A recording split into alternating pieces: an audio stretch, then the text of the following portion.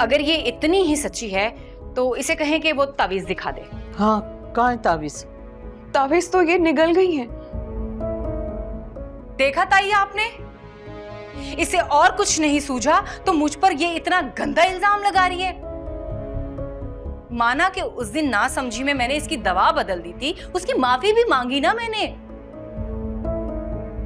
लेकिन ये अभी भी बात दिल में रखकर बैठी है और मुझ पर ये इल्जाम लगा रही है। क्या तो ठीक रही है ये। मुझे ऐसा लगता है कि तू अपना पहले वाला गुस्सा निकाल रही है इस पे। फुप्पू, अगर ऐसी कोई बात होती तो मैं भाभी को माफ ही क्यों करती? इसने मुझे दिल से माफ नहीं किया था,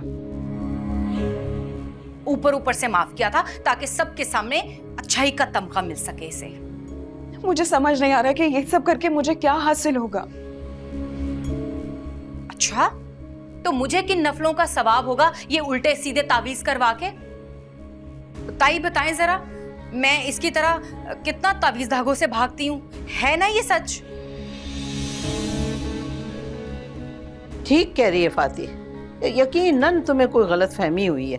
देखो, उस दिन तुम मर्दों के सामने इसको कुछ कह नहीं सकी थी ना, उसका बदला तो नहीं ले रही तुम? बिल्कुल ठीक ताई, मुझे भी यही लग रहा है जो आप कह रही हैं। अच्छा, अगर ये बात है तो उस बात का क्या जो आपने मेरे सामने कहा कि आप मुझसे नफरत करती हैं? आपने खुद नफरत का इकरार किया। मैंने नफरत का लफ्ज तो इस्तेमाल ही नहीं किया।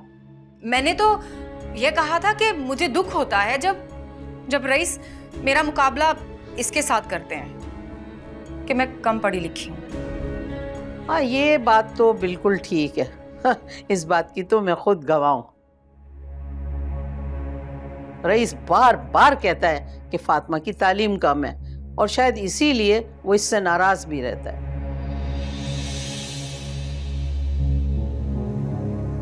मेरे दिल से पूछें ताई,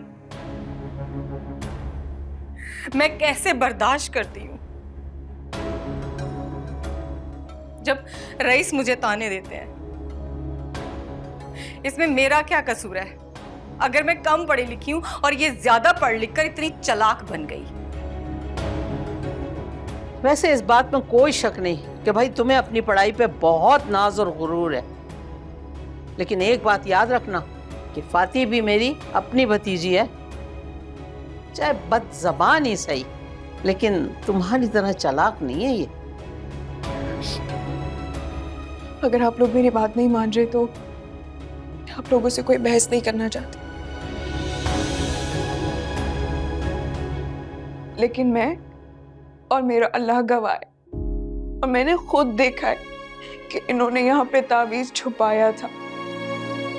अगर आप लोग नहीं मानते तो मैं ये अपना इंसाफ अपने अल्लाह पे छोड़ती हूँ। ना करें आप लोग ये की।